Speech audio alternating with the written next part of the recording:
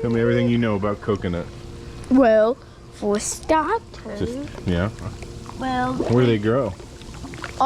on coconut trees is flowers. Is it any palm tree grow coconuts? Nope, only coconut palms. They grow the flowers that coconuts come off of.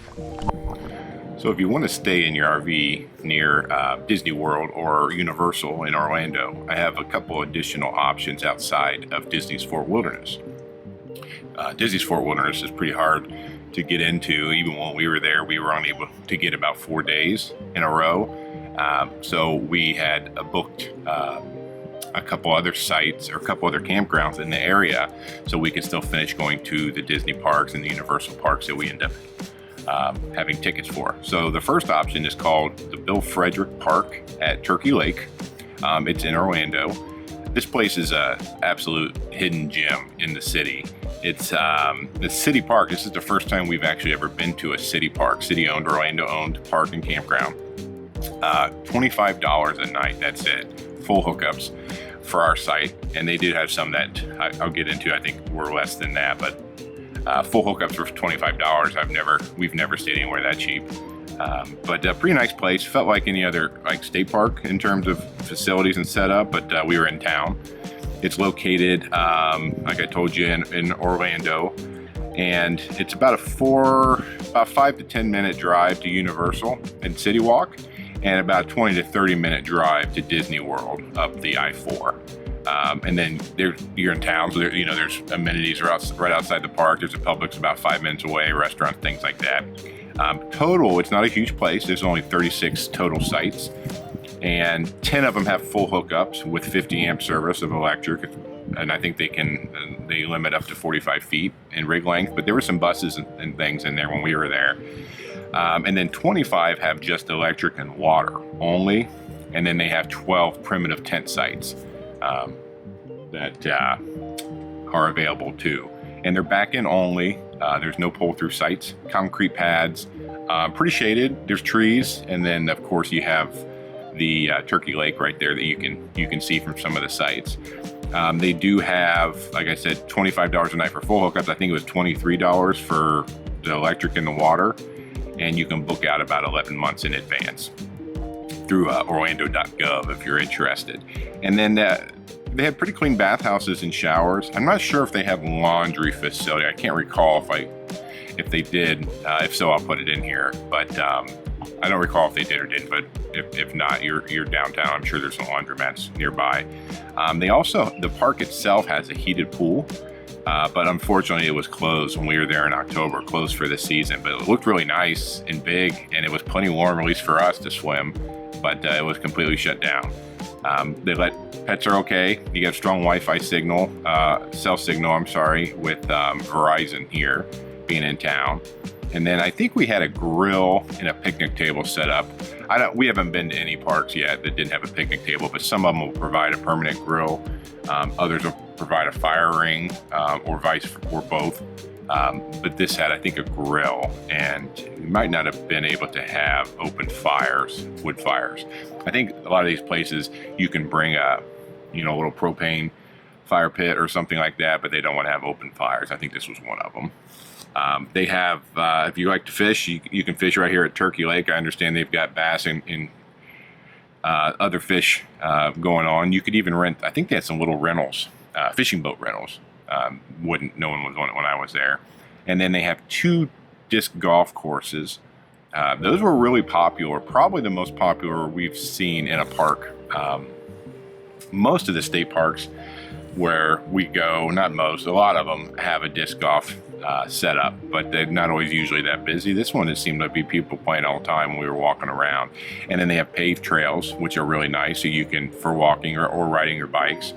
And playground, and they had an equestrian setup. We didn't go over there. They had some trails for horse riding, and I think they might have had some kind of mini petting zoo during the season.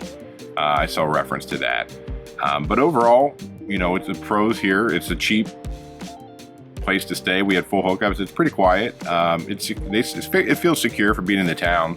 You do have a gate and a gate code to get in and out, and they have. You kind of drive back a far way. Once you get into the park, you drive deeper into it to get to the campground, which is in the back. You know, you can be close to Universal and you can be close to Disney. You know, cons, its sites probably are too small for if you have a big rig. And then we had one day of rain there, and it rained really hard, and our whole site kind of eroded, and they definitely have some potential erosion issues there with the hillside and all the rainwater kind of coming down, so it kind of created a mess. But if it's not raining, you know, you'll be good. And we did see some wildlife being here in the city park. So I think it was first night we were there, there was an armadillo digging around over by the shower houses, and caught a woodpecker up on one of the trees. And during our walk, we took our dog Lily for walks and rode bikes all around pretty much every day, multiple times a day. And we're always looking for some type of wildlife. We did not see any gators, although they had plenty of signs out about the gators in the lake and be careful and what to watch for. We did see an owl. That was pretty neat. I think that might have been one of the first or maybe second owls we've seen on the trips. And then they had raccoons, of course, and then gopher tortoise was out and about. Since we've been kind of into Georgia and south, the gopher tortoise is pretty prevalent. But yeah, overall good for bike riding. Like I mentioned, with the paid pass, we were able to kind of cruise around and do different things into the playgrounds. And the park was pretty busy on the weekend. All the shelter houses were rented out. People were having birthday parties and different events, and it was pretty happening. I mean, the weather was great, but pretty happening place. Then we went, one night we were there, we went to this really cool Mexican restaurant to get some food, and pretty cool place. We looked it up. We saw it driving by one night and then looked up and had pretty good reviews. It was called Rocco's Tacos and Tequila Bar. My wife's aunts were in town for the week, so we met up for dinner to check it out. But overall, pretty good food. They had they made some guacamole at the table, and service was pretty quick, but good restaurant. I'd go back there for sure. But as far as the park goes, with Bill Frederick Park at Turkey Lake, I think it's hard to argue $25 a night for full hookups and be in Orlando near all the parks. I don't think there's anything not to like. You know, it doesn't have a million amenities like some of the private campgrounds may have, but if we would have been there during the season and the pool was open, that would have been pretty great. Maybe that's one thing we wish we had access to. So the next option that we stayed at is going to be south, just a little bit of Orlando. It's called Orlando Kissimmee KOA Holiday, and it's located in Kissimmee, I think near US 192, and it's just about a 10 to 15 minute drive to Disney World, Animal Kingdom, and about a 20 to 25 minute drive to Universal Orlando. But it's close to shops. They have restaurants, kind of old town attractions around there. This is a bigger campground, so they have 102 total sites. They have, for the RV, back-end pull-throughs and deluxe patios with full hookup, up to 45 plus. I think they had some pretty big rigs in there with trailers, so more than 45 foot could fit in some of these places. And then I think they had, they had some tent sites with electric and water, and then they had cabins. 6 deluxe options. But I think asphalt concrete pads, picnic tables, and fire rings and grills were provided. I want to say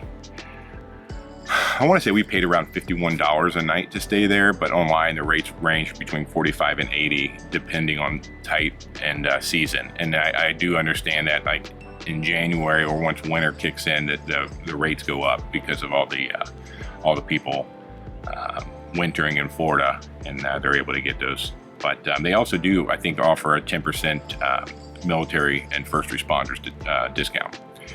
So they have clean bathhouses and showers up at the central building, kind of connected around the side. They had a nice laundry area. They have a heated saltwater pool and hot tub. And I think they provide, we use Starlink, so we don't usually need to look for internet, but they provided, I think they had Wi-Fi, cable TV, fitness center, clubhouse. Pets are okay, although there may be some breed restrictions. They have a dog park, little four-wheeled bike rentals. I didn't see anybody taking those out, but they were there. And I think they might even sell some tickets to the parks through the KOA. They have a playground area, basketball court, ping pong, bounce pad. Overall, the pros, this place was super clean and well maintained, family friendly, easy access to the parks, and you're still in town here. I mean, you can hear the traffic. You're in a city, but it felt safe. But the sites, I'd say the cons probably the sites can feel a little close together, especially ours. We were back in site, and our camper's 26 foot from tip to tail plus the bike rack, but some of the rigs that they were backing in here, they were probably pushing 35 feet, and there wasn't a whole lot of room, but we made it work. Not a ton of privacy, at least on our lot, but it was a nice little paver patio. And so we checked in. The management was probably the best management we've dealt with at a KOA. They were awesome. They actually allowed me to plug in. They have 4 electric chargers, 2 at cabin sites, and then 2 at pull-through sites. And I think they were just 5 amp chargers, but electric vehicle charge, J1772 or J plugs. And they actually let me plug into one of the cabins when we got there and said, go ahead and feel free to charge. We're not renting today or something like that. And I was able to use the other one in one of the pull-through sites on a different day that wasn't being rented out. So that was nice of them.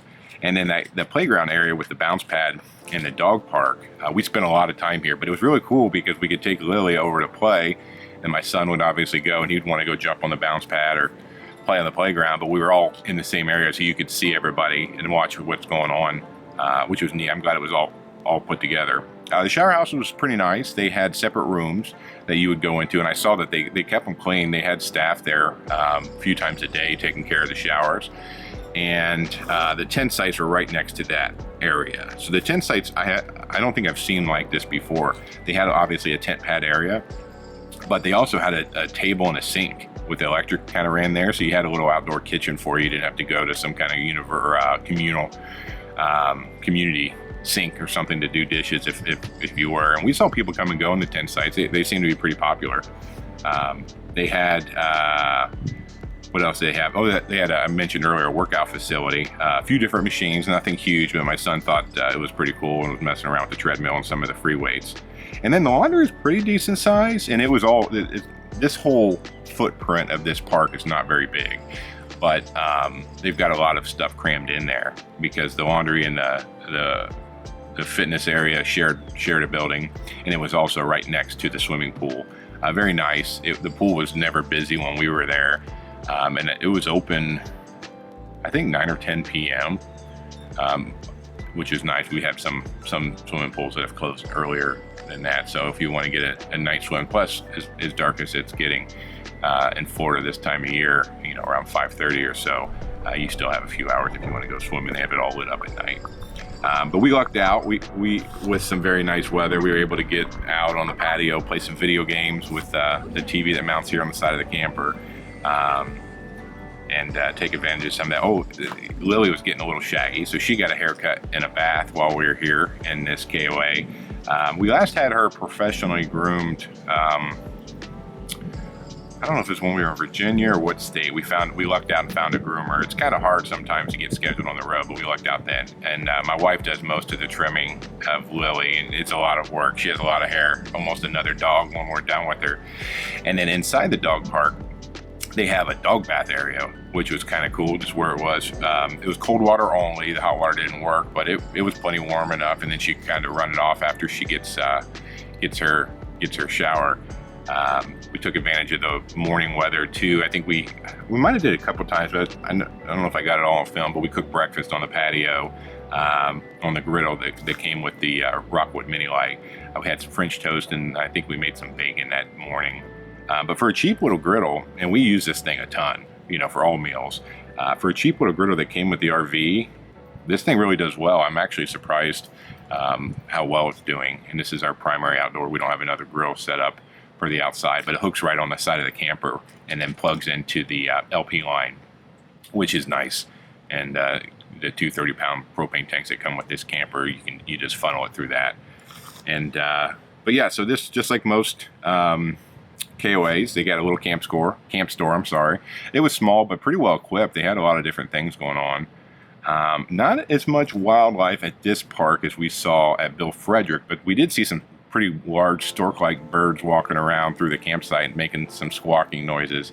Not exactly sure what they were. If you know, let me know.